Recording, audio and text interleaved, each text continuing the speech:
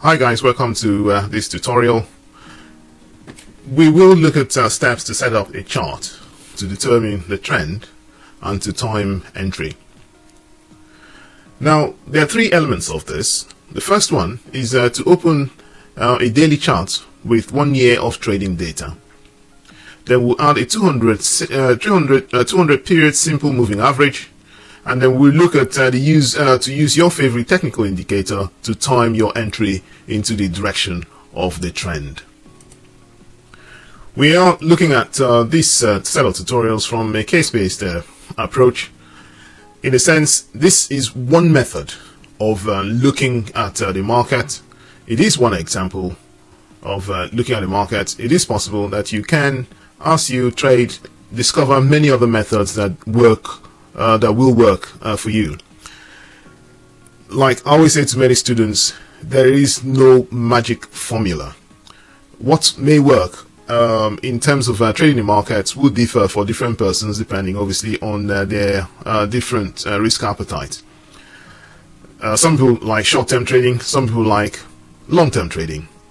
I personally prefer to look at the chart from a longer time frame rather than very short time frame, and the reason for that is I always find that the indicators and the trends always work better with a longer time frame, like your daily, like your weekly charts, or even monthly charts. They tend to work much better than looking at say for instance 1 minute chart or 5 minute chart or 10 minutes or 15 minutes charts. The trends are, in my experience, they do not work as well. So my trading experience, the longer term charts do work better. And then in giving you this example, we would look to open a daily chart with 1 year trading data. That gives you a good number, a sizable data to look, to analyze, or to find a trend in the currency pair. Once you've got that, a daily chart, then you add the 200 period simple moving average to it. And then we'll come back on this one, which is the third one, to use your favorite technical indicator to time the entry in the direction of the trend. There are many technical indicators, and again, it depends on what somebody thinks works for them. I've got my favorite ones. It may be that you have got your favorite ones, and these are some of the things that you just have got to, with your practice accounts, begin to sort of play with the indicators and then see the ones that you feel that you agrees with you, so to speak, or that's more meaningful to you. But I sincerely believe in having very uncluttered charts, very simple. The simpler the better, so less is more, not very cluttered charts. So if we look at what we have just done, this is the 200 moving average. This is our chart, and then this is an indicator there. So you'll find that when the chart is below the 200 simple moving average, that's usually the trend is downwards, and the opposite, if it's above, you probably find that the trend would be it'll be an uptrend. So how do we determine the trend? Price action is above the 200 simple moving average, the pair is in an uptrend. If the price action is below the 200 simple moving average, the pair is in a downtrend. Price action has been making higher highs and higher lows, the pair is in an uptrend, or lower highs and lower lows, the pair is in a downtrend. You can see this chart, it shows you what that is. First of all, the price action is below the 200 simple moving average, so that's an indication of a downtrend.